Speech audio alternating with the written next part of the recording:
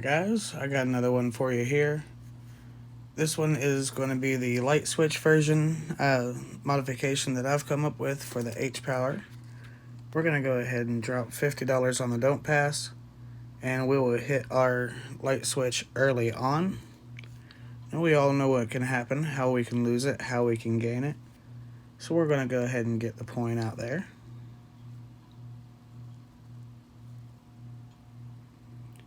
And so we have a 4 for the Don't Pass. Let's go ahead and take our 10 and 12 inside. And we'll also take $8 on the hard ways. Now officially this table is going to cost us $10 or $50 based on how the rolls go. Or actually $10 or $58, because if we hit the easy 4, we'll be down that much for the 58.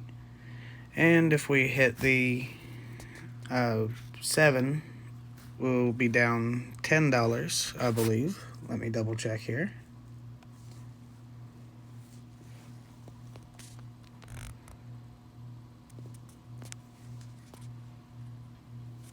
Yep, down $10.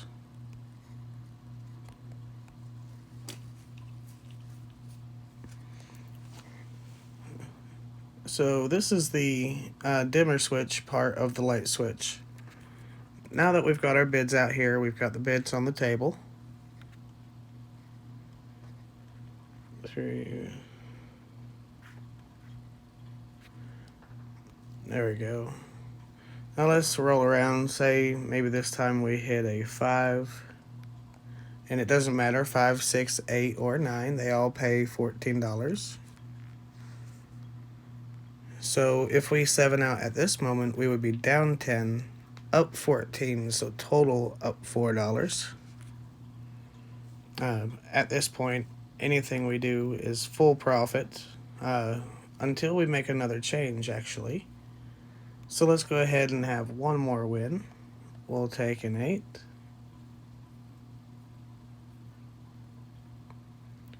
And on our second win, what we do is we take this down by 10. And say if we 7 out now,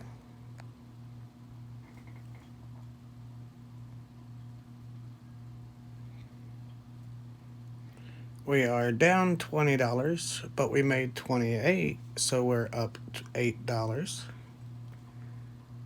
And let me catch back up here. Alright guys, now that we're back, we have our $28 win, and let's go for one more win just to see what would happen.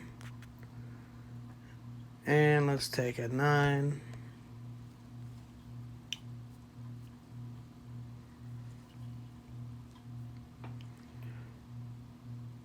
There we go.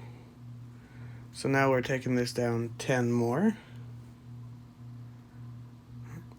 And if we 7 out at this moment, we should lose 30 and gain 42, so be up 12. Let's see if I'm right. I'm getting a little bit better at doing this math. Yep, we are up 12. So let me show you the next possible way that it could go.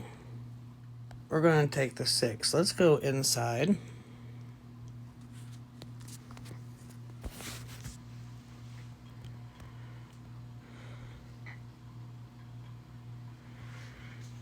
So this is the part of my modification that can either really help or really hurt. We're going to take our bets inside as the last time. We're still going to hedge both the hard ways. And we're moving this up to the 6, and we're not going to bother rounding it up to the 60. So the idea behind this is if you hit hard 4, hard 10, or 6, that $50 chip goes away and back down to the minimum. If we 7 out at this moment, let me refresh this. we will be down $98. So that's a given. And let's go ahead and see how this plays out. Let's say we dodge the 6 for a minute. We hit the 9.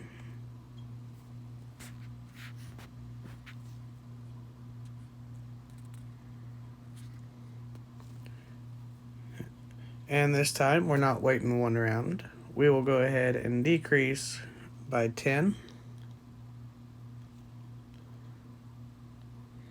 And 7 out, lose 88 after being up 14. That should be a $74 loss. So let's go ahead and take the next one. We'll get a 5.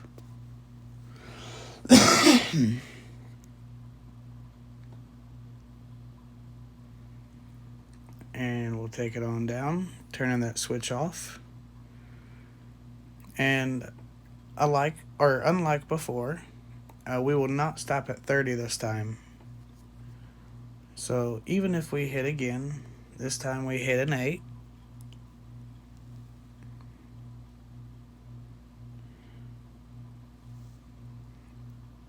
And we're taking it down by 10 once more.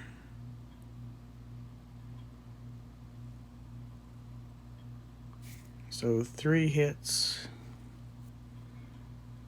is still not enough. We need one more hit.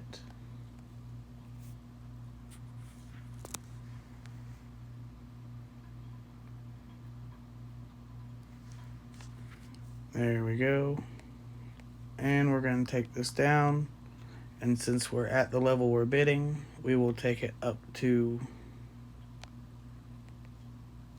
the $12. And now our board officially costs us $4, but we are 4 rolls in, so we've had a pretty strong risk there. Alright, now that we're back, let's say if we hit the hard 4 or hard 10. Let's go ahead and take that one.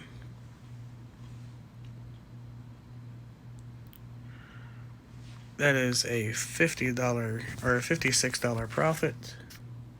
We're going to take this down for the entire 50 and replace it with a 12. And as before, we have a $4 table. So even if we wanted to, we could play on casino money at this time. Take it down to $48.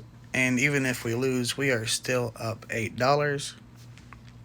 But I would almost be willing to risk the chance to get the hard 4, hard 10, and maybe get another $50 on top of that. Alright, now that we've got that out of the way, this time we'll be doing the 5 and 9 version. Still fairly decent chance that you could have a hit. I would almost just say leave that. Even though it is one of our betting numbers, you don't want to have all the risk out on the table if you don't have to. And the only time I would say you would have to is if it's a 6 or an 8, because those are a high chance of rolling.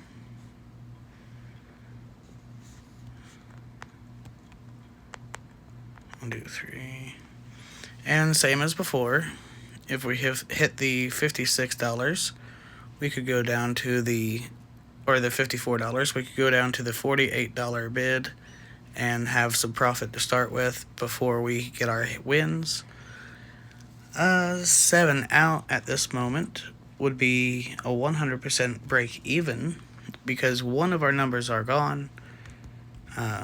And just in case I would be wrong or anyone doesn't trust me, let's go ahead and 7 out at this point.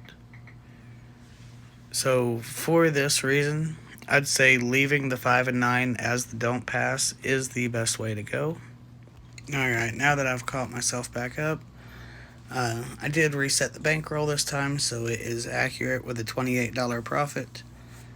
And so we still haven't talked about rolling the 5 yet. At this point, we are 28 up, which means if we did that, rolling a 5 would put us $50 down. And let's say that happened. So let's roll a 5. And now what do? Do we restart? Do we chase? That is a good question.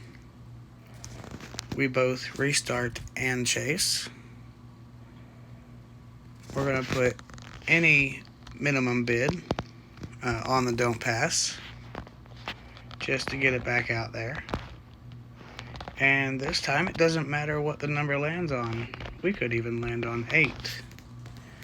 It doesn't concern us.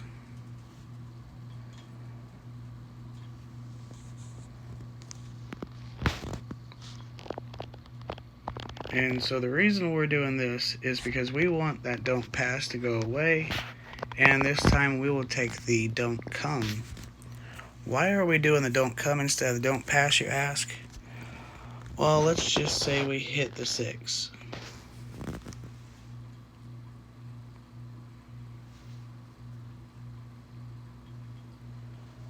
Well, that's good. I have a win, and now I have backup on the board. But the problem is 6 is a good number. So as long as we're playing bubble craps and we're not going to piss off the dealer, let's just move that back over here until we have a craps on the don't come out, or until we have a 4, 5, 9, or 10. And so let's say this time we roll a 10.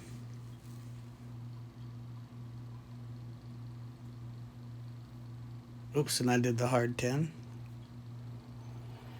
So, well, that is a possibility. So let me go ahead and say, if you win the hard 10 on the don't come out, go ahead and pull this away. We have a $48 profit. Everything comes down and goes back up to a $48 bid. And just like that, you've saved a $50 loss. So let me know what you think. Always remember, be smart, be responsible, and good luck.